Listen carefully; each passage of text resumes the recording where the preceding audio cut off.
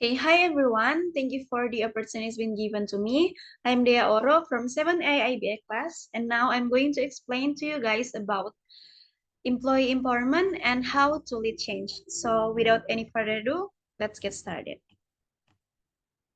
So what will we discuss in this presentation? So there are 5 topics here that I will explain to you.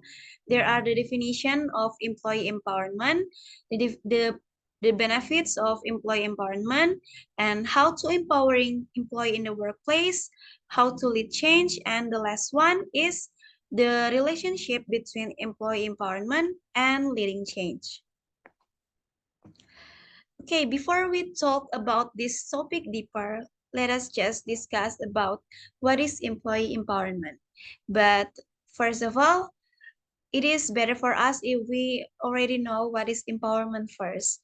Well, empowerment is the act or action of empowering or enabling someone to perform certain acts or duties.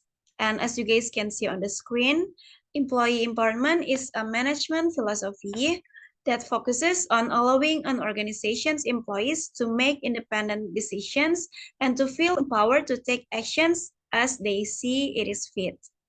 So, employee empowerment is defined as the way in which organizations provide their employees with a certain degree of autonomy and control in their day-to-day activities. So, this can include having a voice in process improvement, helping to create and manage new systems, and running a smaller departments with less oversight of higher level management. Okay, after we understand the definition of employee empowerment, then maybe we are wondering what the company or the organization will get if they apply employee empowerment. So the first benefit that they will get is motivated employees. So empowering employees through greater autonomy has been directly linked to increased employee motivation.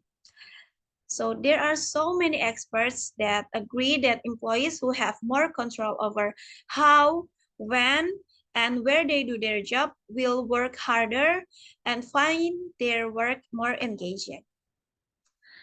And the second benefit is greater trust in leadership.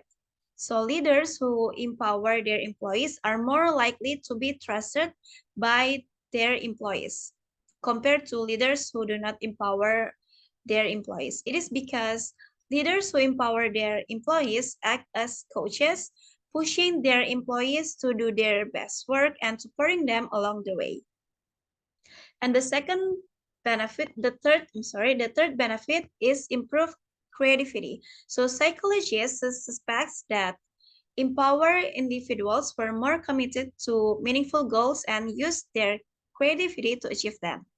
And the last benefits is stronger bottom line. So companies that promote employee empowerment are more simply performing better than those that don't. So businesses with highly motivated workers are 21% more profitable. Then how to empowering employees in the workplace. So there are 4 things that I would suggest or recommend to you. The first one is show employees that their feedback matters. So nowadays there are so many companies that very few to take the time to read the employees' comments and to let the employees act alone. So therefore encouraging employees to frequently provide honest feedback and actively changing the organization to fit their needs empower employees by giving them a real voice in how the organization functions. The second one is recognize to empower. So to empower employees through recognition, give them word of support, encouragement, and praise. Acknowledge their accomplishments so they know that you are invested in their success and trust them. Recognition from all levels, like from peers to managers to the C-suite, and it is critical because it is for establishing an empowering culture at the organization. The third is provide opportunities for professional growth. So professional growth and employee empowerment are highly interconnected. So invest in learning and development by urging employees to share their knowledge, take on new responsibilities, and attend industry or events that gives them the power to learn and improve their skills. Human resource should also establish a clear path for career advancement at their company. Even if employees feel empowered, it can be discouraging to work towards an ill-defined or unattainable goal. The fourth one or the last one is make empowerment part of the organization culture and vision. To create a culture of empowerment, leadership must realize its role to support employees and not to reverse. Must be all levels of the company. They must be feel to empowered and set up for success, including HR, managers, higher level leadership, and employees.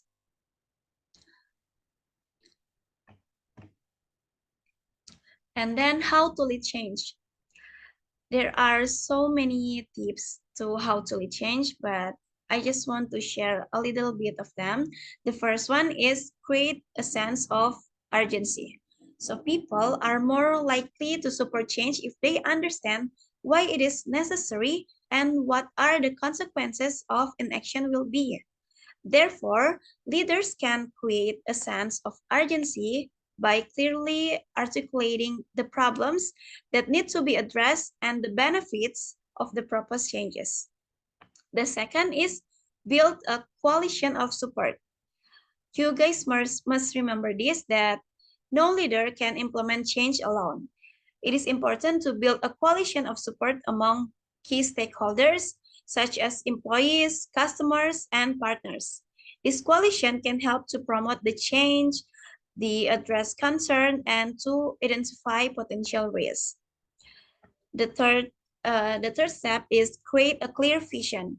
So people need to have a clear understanding of what the future will look like after the change has been implemented, and it is also implement to leaders that they have to create a compelling vision for the future and communicate it to all the stakeholders. The fourth one is communicate effectively.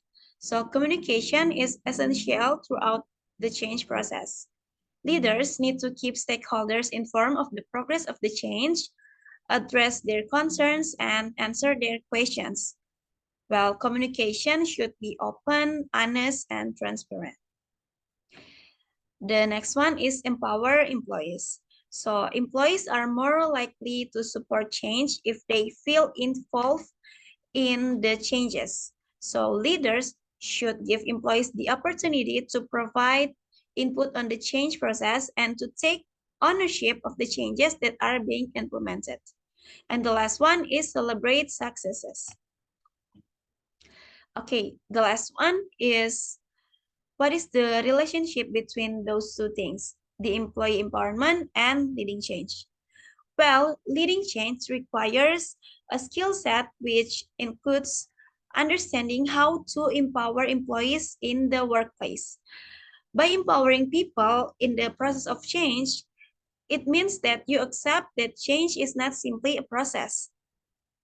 It requires a new way of thinking, a new way of acting, and a greater ambition to collaborate, engage, and to innovate.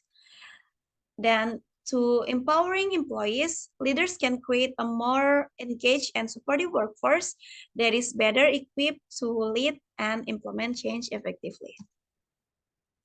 Okay, that's all about the employee empowerment and how to lead change. Thank you for the attention and thank you.